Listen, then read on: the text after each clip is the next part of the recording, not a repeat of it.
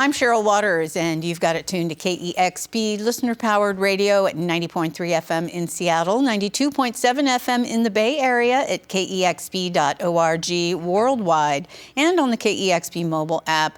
I'm down here in the KEXP studios with the legends. It's the Softies. Welcome. Thank you, Cheryl. Oh my goodness. So happy to have you both here. And I just want to say right off the bat, Rose owns a cat store.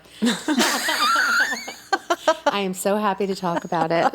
We're definitely going to talk about it, but maybe even more exciting is the new album, the first in a very long time, The Bed I Made. We're so happy to have new music from the Softies. And would you like to enchant us with a few songs? Love to. We will certainly try.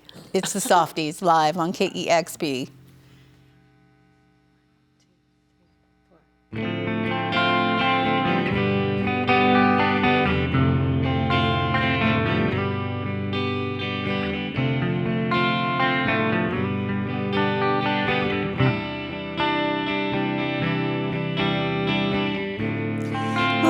Time that we wasted apart wasn't good for my heart or anything.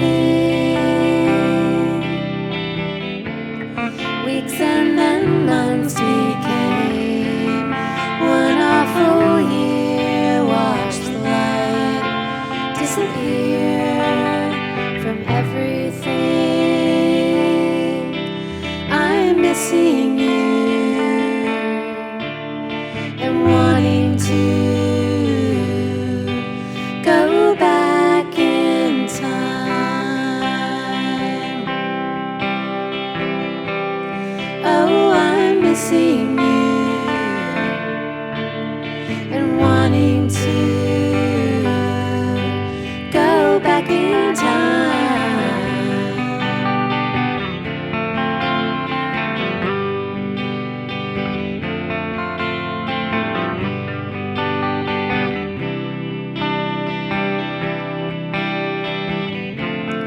Pretty much out of control most of the time. Keep on changing my mind, don't know what to do.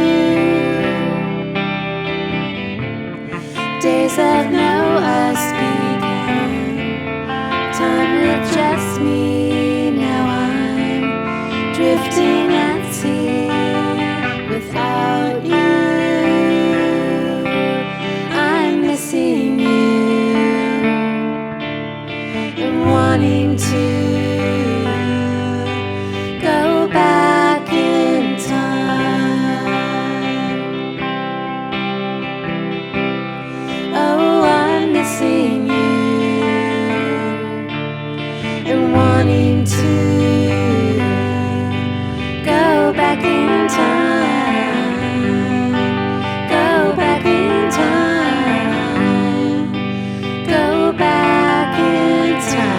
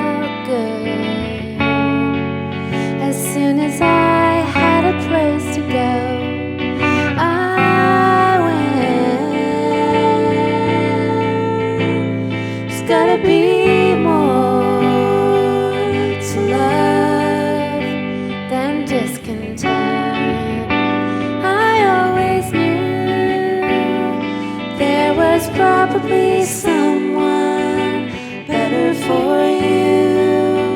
I told you the truth most of the time, but I needed something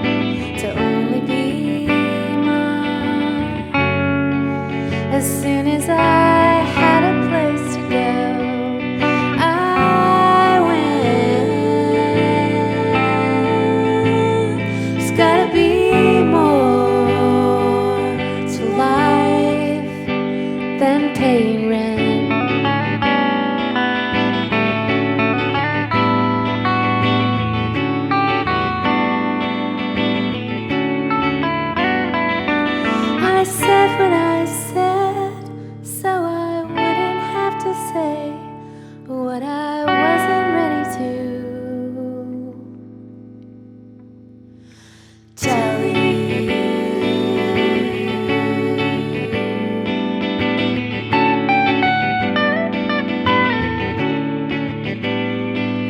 I said what I said. I said what I said.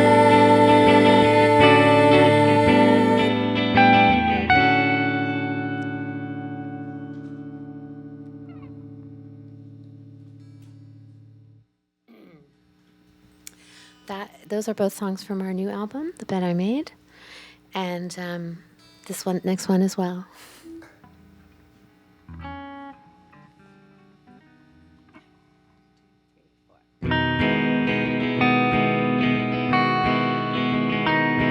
I'm sleeping better than I ever have.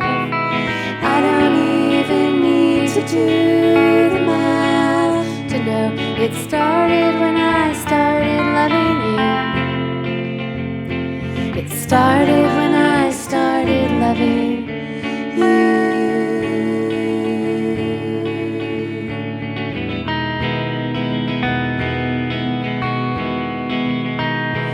I haven't had that much to worry about.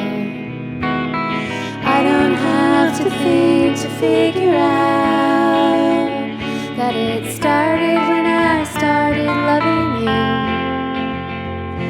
It started when I started loving you.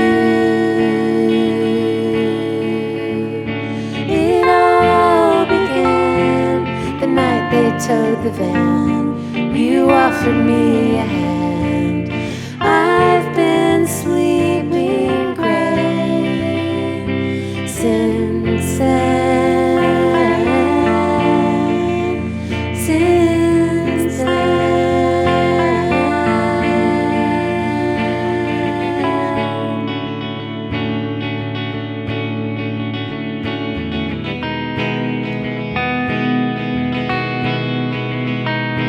I used to have a beehive in my mind. Now I spend my evenings feeling fine. My life started when I started loving you. It started when I started loving you.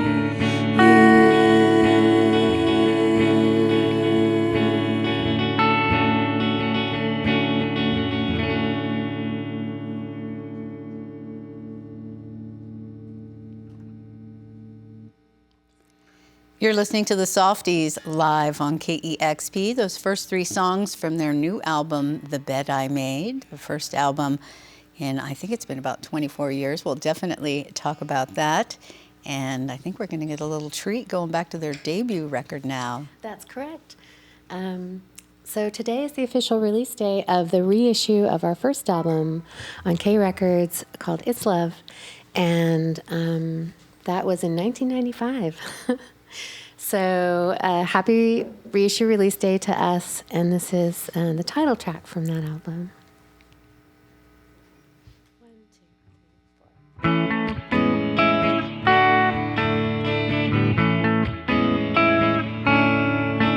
You're a sure sign of heaven above, and you're past the line between I like and I love.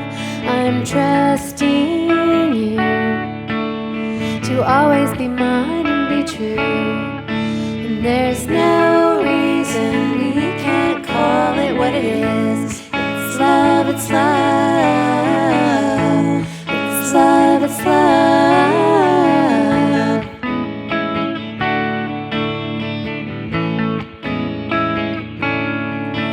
There's a good chance any time of the day I'll be thinking of you in the nicest way. I haven't slept in days, and I know that I'll feel this always. And there's no reason we can't call it what it is. It's love, it's love. It's love, it's love. I can't help but tell everyone this is the best thing I've ever done. I owe you everything. You turn my winter to spring. The smell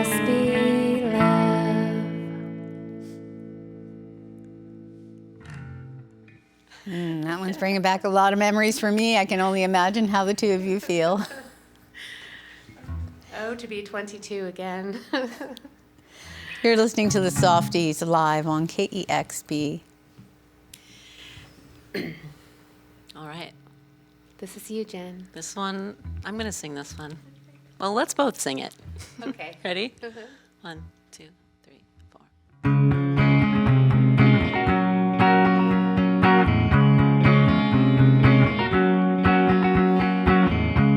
It started with a tiny flame and ended in tears. I hadn't felt that way in years. It left a mark upon my heart. I'll have to explain. Every time I try to love again, baby, when you think of me, don't forget we could have been something.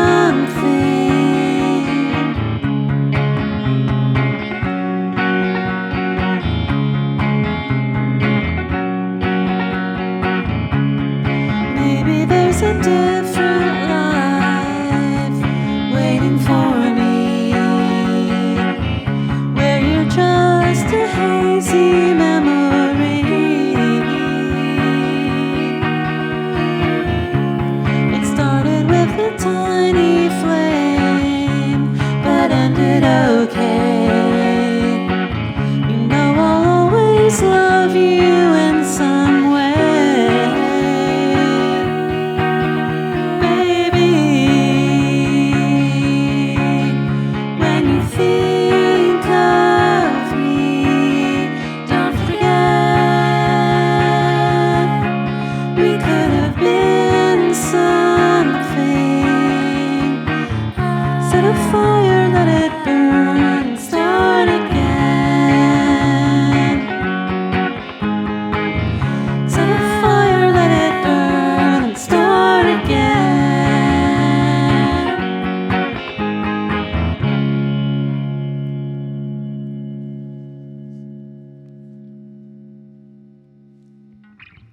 Oh, my heart is filled with joy right now. Thank you so much. Thank you. Thanks for having us. It's so wonderful to have you. We're really happy to be here. Thank you. The Ditto. sparkly lights in here are just killing me. It's so magical. You were meant to be here in these I sparkly think lights. so. It only took 30 years. Exactly.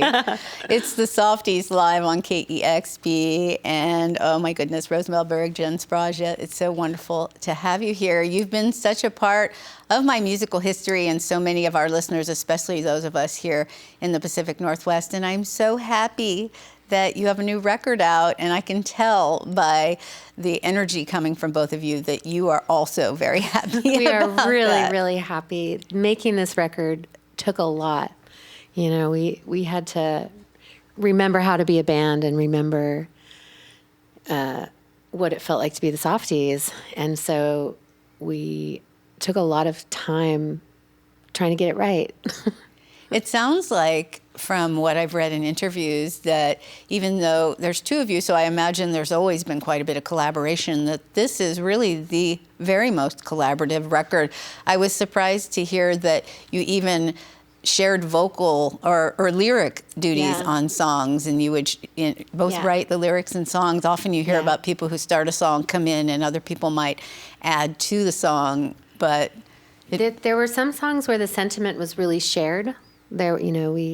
There's a lot of songs about grief and loss on this record, and Jen and I were both experiencing that. And so it wasn't hard to sit with a song and start with an idea and then know that in the song it was one story, but for us it was two stories. And so it just kind of fell into place, this new way of sharing lyrical duties.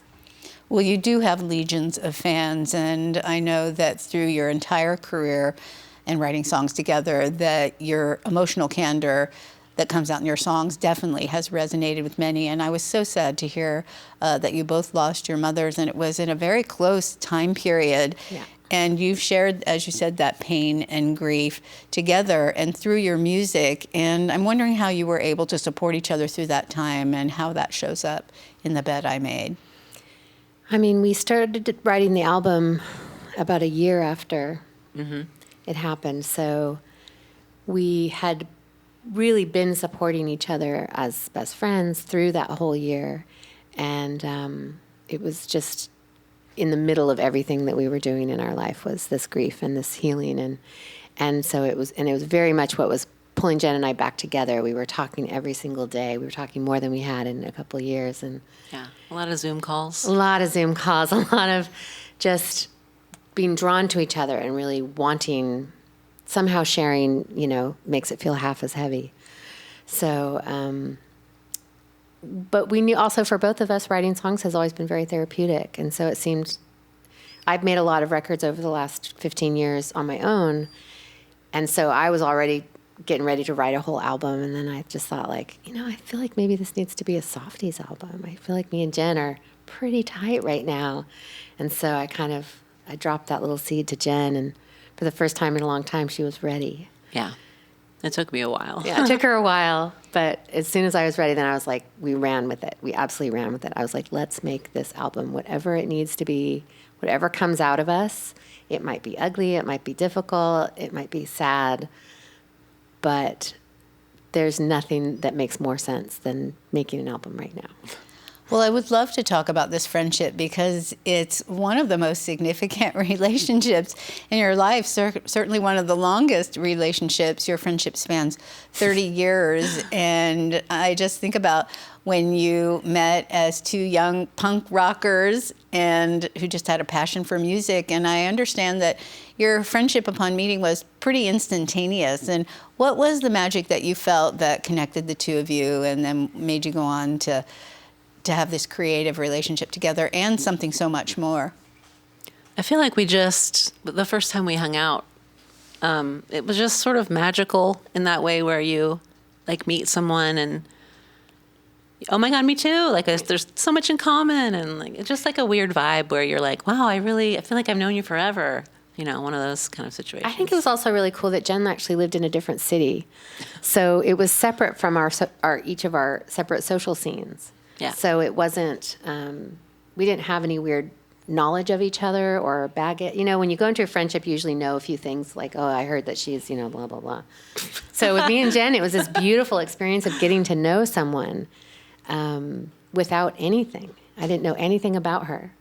And so it felt like a romance almost. It was just talking, and getting to know this person that I knew that we had this chemistry and no history. We started our history together. I knew that it was going to be something really special. And so I was like, well, let's start writing our story because this is magic.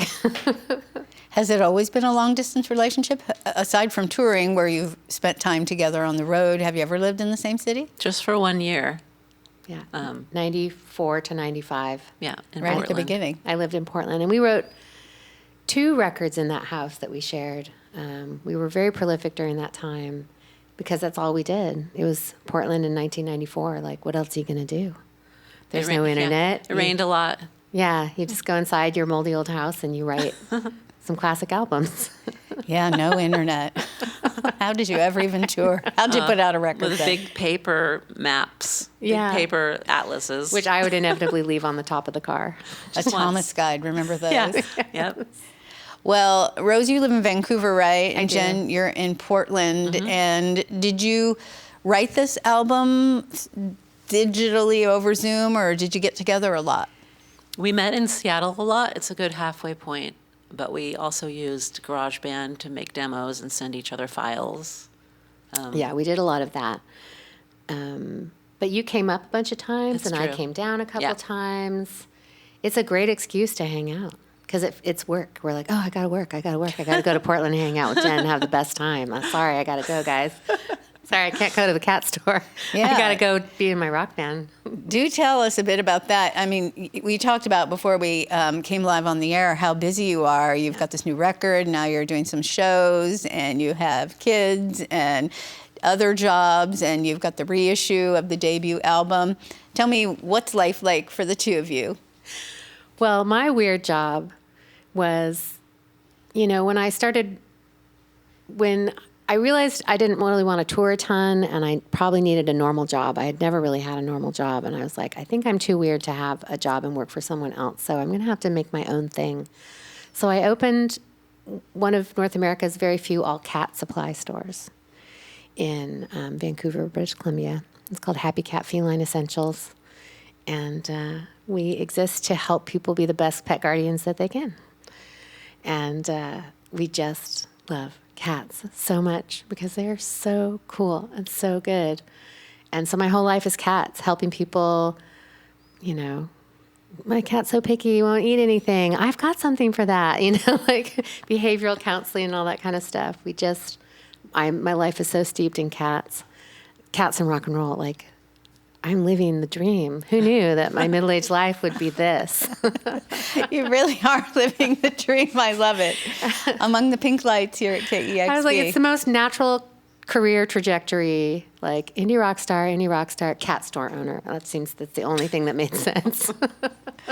Well, I'm so happy that it evolved into this new record, The Bed I Made. Absolutely beautiful. And I know that your fans are so excited about these new shows. Tell me what those have been like. You must see a real mix of people coming out to the shows, old fans bringing their kids, and you've always had a really diverse audience. It's not the twee pop crowd at all. Well, it is, but not only. It's a funny thing. We're always trying to figure out why the punks love us. We get, the hardcore dudes love the Softies. Young people, adorable young teenagers, and then all of our peers. And it's a great scene at a Softies show. It kind of reminds me of when you go see Weird Al. The audience is like so diverse, and you're like, everyone in the world is welcome here. And it feels so good. So that's my goal at Softie shows, is for it to really feel like a Weird Al show. I love it. We'll get out and see the Softies and check out the new album, The Bed I Made. It's just come out on Father-Daughter Records. And thank you so much for coming by today. Thank you, Cheryl, so much. It's an honor. So happy to have you here today. It's the Softies live on KEXP. A big thank you to Jen and Rose for coming by the studios today. And thank you so much to all of you who support listener-powered KEXP. You can learn more about us at KEXP.org. We are supported by our listeners. Feel free to make a gift anytime at KEXP.org. And subscribe to our YouTube channel. You'll get notification every time we launch a new video. And again, a big thank you to all of our wonderful listeners and viewers, and to the Softies.